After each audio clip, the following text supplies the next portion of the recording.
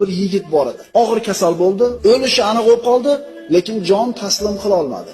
Tiliga la ilaha illalloh kalimasi kelmadi. Bu haqida payg'ambarimizga xabar berilganida, ota-onasi bormi uni deb so'radi.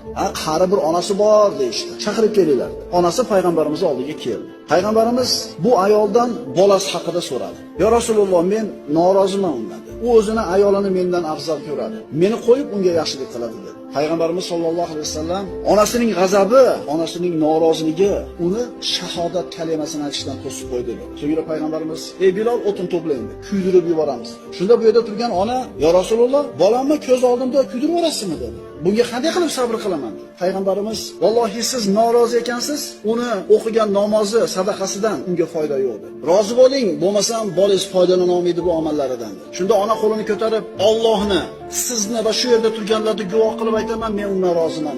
Bilol Alqamani eshigining oldiga borganda, ichkaridagi Alqama la ilaha illalloh degan kalimani aytdi. Bilol eshitdi, vafot etdi. So'ngra payg'ambarimiz sollallohu alayhi vasallamga kelib xabarni berdi. Alqama vafot etdi. Yuvishdi, kafanlashdi. Payg'ambarimiz janozasini o'qidi. So'ngra uni qabrini bir chetida turib aytdiki: "Ey muhojir va ansorlar, kim onasidan ayolini afzal ko'rsa, bas unga Allohning la'nati bo'lsin. Kim ayolini onasidan ustun ko'rsa, bas unga Allohning la'nati bo'lsin" dedi payg'ambarimiz sollallohu alayhi vasallam.